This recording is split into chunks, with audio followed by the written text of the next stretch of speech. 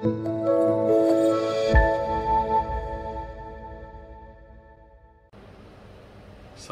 selamat pagi Ibu Bapak yang dikasihi Tuhan di dalam Tuhan Yesus Kristus. Bersyukur pada pagi hari ini kita dapat berjumpa pada program Renungan Pagi GKPB Galangninggang Abian Basih. Sebelum kita melakukan aktivitas kita hari ini, marilah kita bekali diri kita dengan firman Tuhan yang akan kita baca dari Amsal 15 ayat 13 dan Filemon 1 ayat 7. Sebelum kita membaca firman Tuhan, marilah kita datang kepada Tuhan mohon pertolongannya. Kita berdoa. Bapa kami yang di sorga, di dalam nama Tuhan Yesus Juru Selamat kami, puji syukur kami panjatkan kehadirat-Mu atas kasih karunia yang Engkau berikan kepada kami pada hari ini. Hari ini sudah Engkau sediakan kepada kami untuk melakukan segala aktivitas kami, berinteraksi dengan keluarga, sahabat, rekan kerja kami, serta melakukan kasih yang Engkau ajarkan kepada kami di mana saja Engkau sediakan bagi kami. Sebelum kami menjalankan aktivitas kami ya Tuhan, kami mohon Engkau memberikan kekuatan kepada kami melalui firman yang akan kami pelajari bersama saat ini. Kami mohon urapan Tuhan Roh Kudus agar kami bersama dapat mengerti akan firman-Mu. Di dalam nama Tuhan Yesus kami mohon kepada Bapa di sorga. Amin.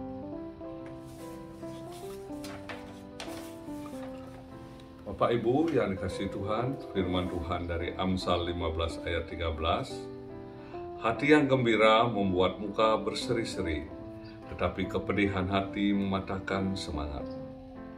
Filemon 1 ayat 7, Paulus menulis kepada Filemon, dari kasih-Mu sudah kuperoleh kegembiraan besar dan kekuatan, sebab hati orang-orang kudus telah Kau hiburkan saudaraku. Bapak, Ibu, saudara yang kekasih dalam Tuhan Yesus Kristus, gembira menurut Kamus Besar Bahasa Indonesia atau KBBI artinya senang, sukacita, riang gembira, besar hati, atau bahagia. Firman Tuhan yang kita baca dari Amsal 15 ayat 13 menyatakan kepada kita hati yang gembira membuat muka berseri-seri, tetapi kepedihan hati mematahkan semangat. Firman Tuhan yang menyatakan hati yang gembira membuat muka berseri-seri kalau dinyatakan dalam kalimat negatifnya atau kebalikannya, hati yang tidak gembira akan membuat muka tampak tidak berseri atau kusut.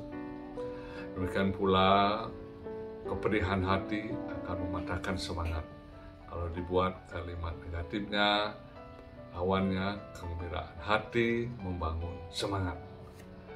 Bapak Ibu yang dikasihi Tuhan Yesus, pandemi COVID-19 yang masih terus berlangsung hingga saat ini memberikan dampak pada berbagai aspek kehidupan masyarakat.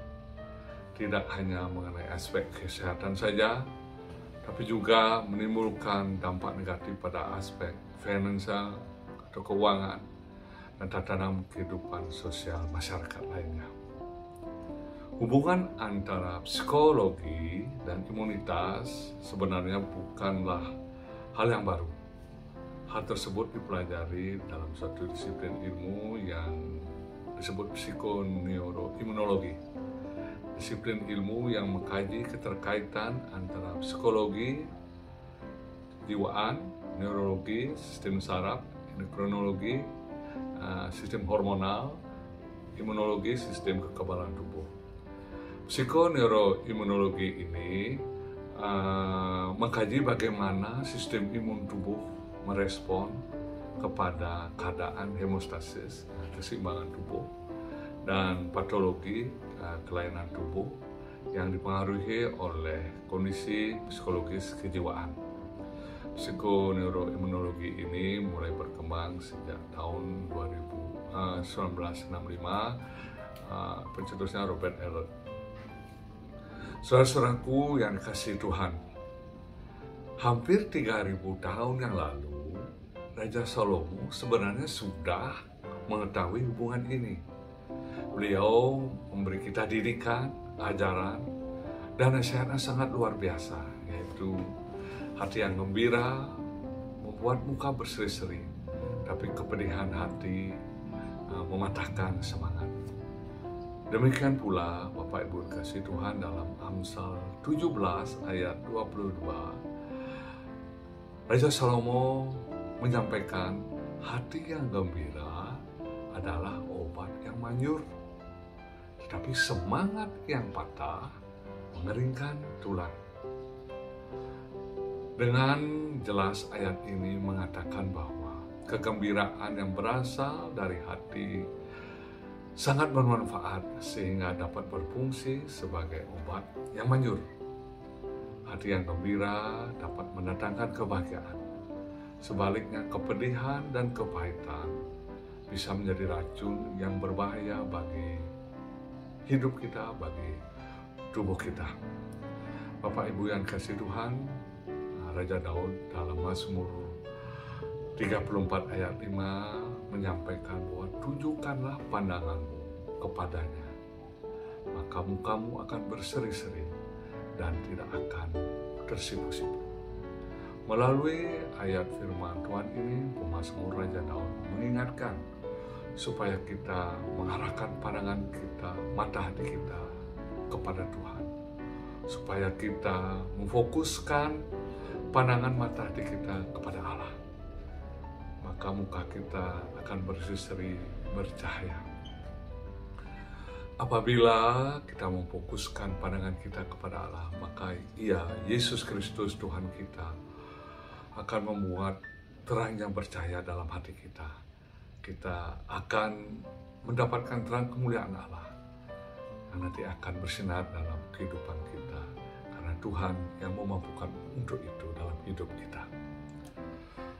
Musa, abdi Allah yang memimpin keluarnya bangsa Israel dari tanah Mesir, ketika Musa turun dari gunung Sinai, dia tidak mengetahui bahwa wajahnya bersinar terang luar biasa. Wajah Musa tampak berseri-seri karena baru saja ia berjumpa face to face langsung dengan Allah, Tuhan pencipta langit, bumi, semesta alam ini.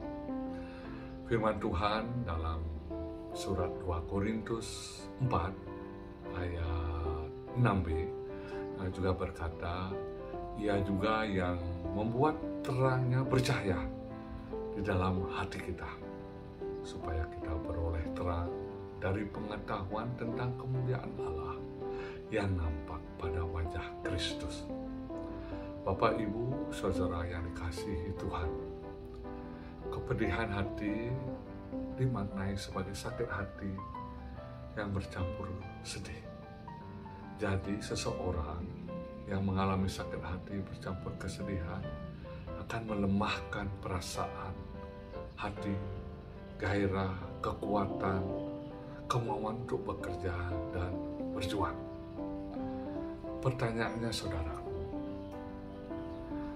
dapatkah seseorang mengucap syukur ketika dirinya ditimpa suatu masalah seperti Rasul Paulus yang meringkuk dalam penjara?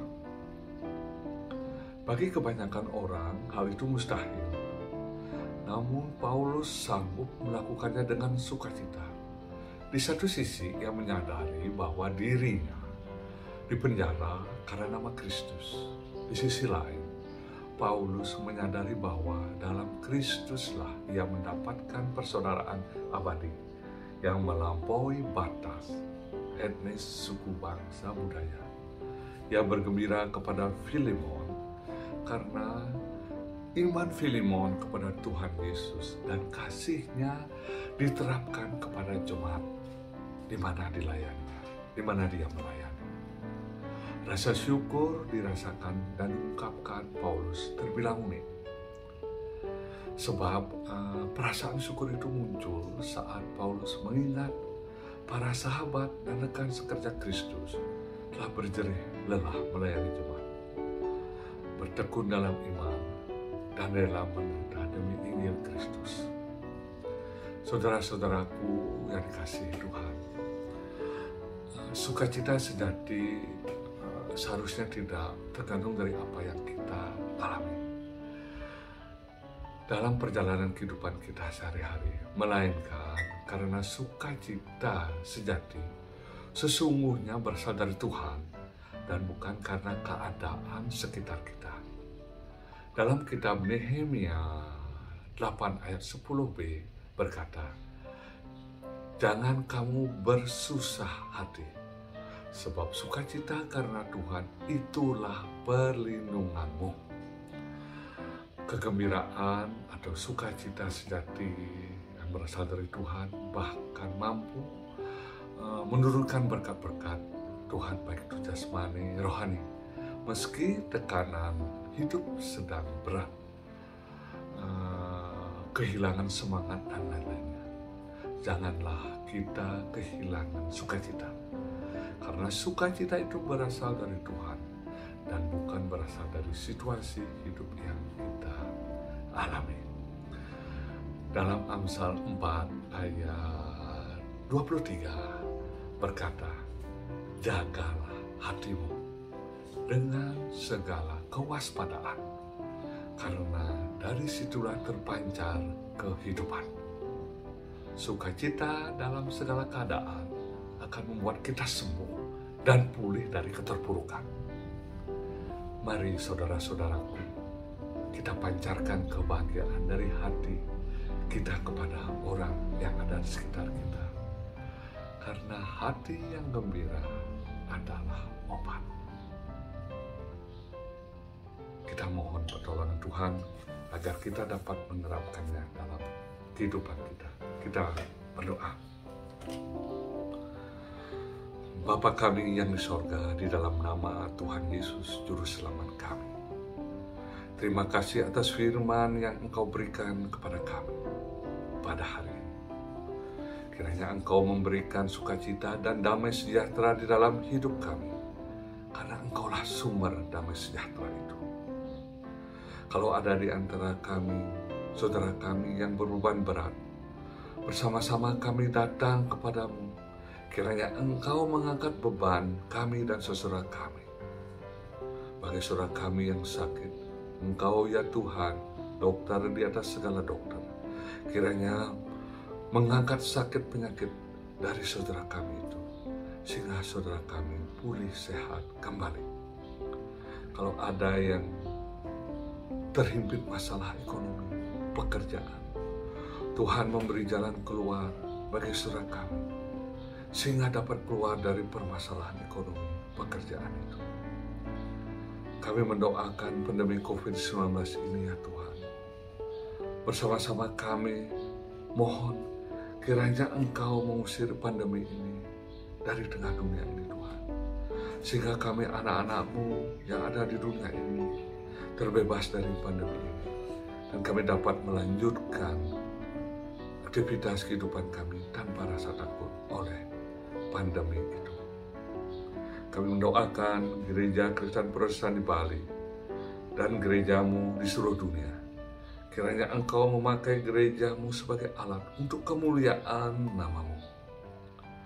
Pemerintahan bangsa kami, bangsa Indonesia, dari pusat sampai ke daerah-daerah, kami serahkan kepadamu.